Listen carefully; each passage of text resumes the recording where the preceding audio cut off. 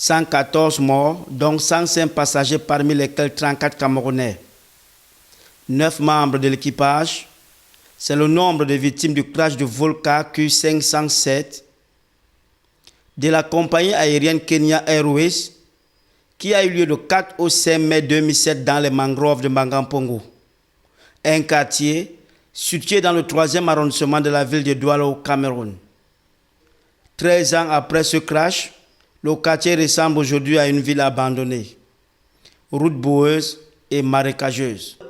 Ici, seules les motos dictent leurs lois et pour y accéder, il faut parfois débourser entre 300 et 500 francs CFA. Le transport ici à Mangampongo, donc quand tu traverses la barrière qui est là-bas devant, tu entres entre le quartier Bamenda. À partir du quartier Bamenda jusqu'à Mamikaba, c'est 300 qu'on paie. Devant un transformateur en avant, 400-500. Par endroits, la route est plutôt sablonneuse. Plus on avance vers le site du crash, plus les domiciles d'habitation poussent comme des champignons. Il n'y a pas de route, quand il pleut, c'est grave. En saison, maintenant, là, on souffre de sable. On ne peut pas bien rouler sur le sable comme vous voyez là. J'apprends même que dans le site, les gens construisent déjà là-bas. Chose qui ne devait pas se faire. Est-ce qu'on attend que les gens envahissent le coin pour venir casser après? Pour parvenir dans le site, il faut être accompagné de guides. Après environ 20 minutes de marche, voilà le site du crash. Nous nous retrouvons là au bord de l'endroit où a chuté l'épave de l'avion Kenya Airways, qui, après l'extraction de l'épave, a laissé naissance à ce lac qui, au départ, n'existait pas. Comme vous le voyez là, il est à une profondeur de probablement 16 mètres. J'étais dans l'obligation, comme le consul Kenya Airways, très fatigué. J'étais même en train de le secourir en le portant sur mon dos pour qu'ensemble on se retrouve assortis dans la forêt. Donc ce n'était pas facile. C'était vraiment quelque chose. C'est une histoire qui a été tellement triste et très douloureuse.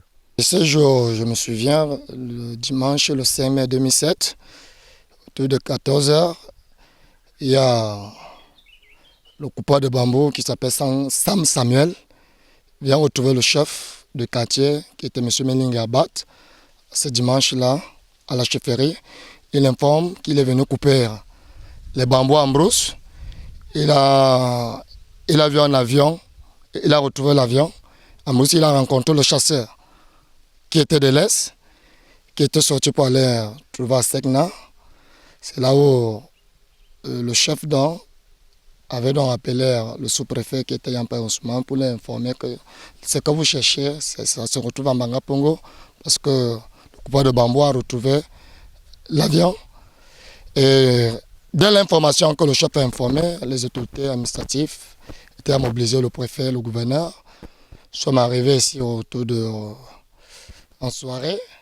Déjà, l'équipe de sécurité était déjà mobilisée. Et ce jour, le gouverneur est arrivé ici en Brousse, ce 5 mai, le dimanche. C'était 21 h, avec la lame Gounakou Aounaï à l'époque. Et moi, j'étais présent à ma qualité de président du comité de développement en 2007. Et le gouverneur a donc donné les instructions au préfet, que le préfet a donc recommandé le sous-préfet a donc recommandé immédiatement les recommandations au chef de la zone qui était M. Meningabat, de pouvoir réunir ses habitants, de se mobiliser en groupe. C'était fait. Il m'a donc confié la tâche, parce que c'est moi qui gère le développement. Il m'a donc demandé de chercher les scieurs. J'ai donc retrouvé, j'avais à ma portée 15 scieurs. On abattait les arbres. Et on faisait le pont pour faciliter le passage parce que c'était un marécage, il y avait de l'eau. Ce n'était pas facile pour y arriver ici. À côté de ce cratère rempli d'eau, de vieilles chaussures et de bouts de vêtements, tout près, un énorme réacteur déjà attaqué par la rouille, la jante d'une roue et un morceau de l'épave de l'avion. Ce lieu dont nous nous trouvons actuellement, où il y a eu crash Kenya Airways le 7 mai 2007, cette épave dont je tiens entre les mains, avec ce lac dont nous nous trouvons derrière nous, me rappelle ce jour par rapport à mon rôle dont j'ai joué en place en qualité de sieur et de fouilleur de brousse. Donc nous avons indiqué le passage pour que les gens puissent accéder à cet endroit. Mais je regrette tellement parce que depuis cette date jusqu'à aujourd'hui, il n'y a rien fait, il n'y a pas d'investissement par rapport à notre gouvernement. Ce site du crash abandonné est entretenu par les membres du comité de développement de Mbangampongo. Depuis le 7 jusqu'à aujourd'hui, nous nous mobilisons chaque fois pour penser à ce jour. Les travaux, l'investissement, comme vous constatez ici aujourd'hui, quand on se retrouve dans le site, et nous entretenons, parce que si on n'avait pas entretenu, on ne devait pas y arriver ici. Donc pour le moment, avec les notables, nous prenons de la peine, de temps en temps nous aménageons. Des familles ont cessé de venir se recueillir depuis plusieurs années par faute d'aménagement et promesses faites à l'époque par les autorités camerounaises. Dès lors, Mbangampongo n'a pas changé. Ce quartier de Douala 3e manque quasiment de tout. Ils avaient promis un monument ici dans ce lieu. Ils avaient promis la route.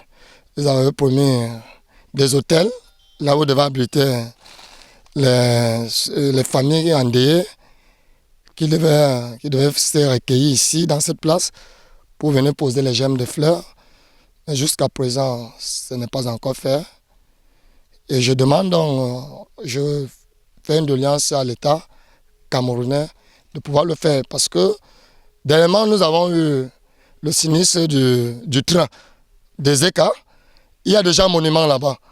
Mais je ne sais pas, pour Mbangampongo, pourquoi il n'y a pas ce monument. Seuls 2 établissements scolaires ont été construits et un centre de santé. Mais beaucoup reste à faire pour ce chef de zone. L'école a été créée en 2017. Comme vous constatez, et lorsque l'école s'est créée, l'État a choisi ce site, c'est là où vous voyez. La communauté s'est mobilisée pour faire ce bâtiment, pour faire le premier pas.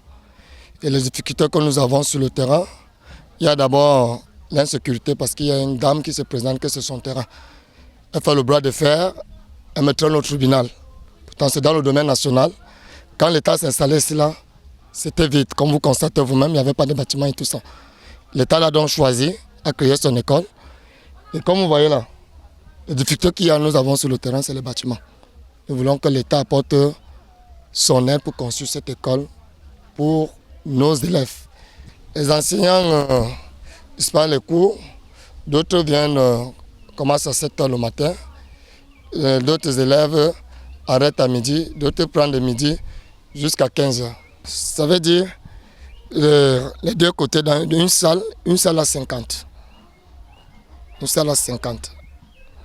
Donc voilà comment on dispose. Donc ça veut dire le matin, il y a 150 qui fréquentent et à midi, jusqu'à 15 h, il y a d'autres 150. Voilà comment le directeur essaie un peu de s'organiser avec son petit personnel sur ce bâtiment. Il y a 10 enseignants. Mais nous avons beaucoup de problèmes. D'abord, la route. Et là où je vous parle, ça fait presque 2 mois. Nous n'avions pas de lumière. Parlant des indemnisations des victimes, l'avocat de Kenya Airways rassure. J'ai envie de vous dire, il y a très longtemps, je dois vous confesser que je ne me souviens même plus, tellement c'est lointain, la date à laquelle nous avons transigé et payé le tout dernier dossier dans le cadre de cette affaire. Ça doit remonter à fin 2014 par là. Et j'avoue que c'était vraiment le tout dernier, parce que la plupart des dossiers dans le cadre de ce sinistre avaient été réglés dans les 3 années, si je ne m'abuse, qui suivaient cette date fatidique du 5 mai 2007. Et pour les montants versés, c'est un secret professionnel pour l'avocat. Ben, écoutez, comment les familles ont été indemnisées, je suis tenu au secret professionnel. Je ne peux pas rentrer dans le secret des dossiers. Et au-delà du secret des dossiers, dans la confidentialité de ce qui a été voulu par la famille, parce que ça peut peut-être vous surprendre, mais peut-être c'est parce qu'on dit que l'argent ne fait pas de bruit. Mais comme dans la plupart des sinistres, vous ne verrez aucune famille qui viendra Ubi et Orbi vous dit nous avons reçu tel montant. Mais tout ce que je peux vous dire, c'est que les montants qui ont été payés aux diverses familles étaient des montants assez conséquents, étaient des montants pour lesquels ils étaient totalement satisfaits. Bien sûr, comme dans toutes sortes d'indemnisations, il n'a jamais été dans l'intention de Kenya Airways ou bien de ses assureurs de pouvoir racheter la mort. Ça ne se rachète pas. Ce que les familles ont subi, cet événement a marqué de manière définitive, de manière éternelle les vies des proches des victimes. Et tout ce qui a été fait, c'est d'essayer de compenser la perte de leurs êtres chers. Donc, ne nous attachons pas au montant, retenons tout simplement que les familles ont reçu une compensation satisfaisante, de sorte qu'aujourd'hui, c'est une page qui est totalement tournée pour elles. L'article 35 de la Convention de Montréal a été appliqué selon lui. Écoutez, je vais vous dire quelque chose. Oui, je sais qu'il y a constamment cette polémique, quel droit appliquer et autres, mais en réalité, à l'époque, et je vais même dire même jusqu'aujourd'hui, nous étions en matière aérienne, il y a des règles qui régissent et elles sont universelles. Elles sont universelles, la Convention de Montréal qui s'est appliquée dans toute sa plénitude, avec le principe bien sûr de la juste indemnisation.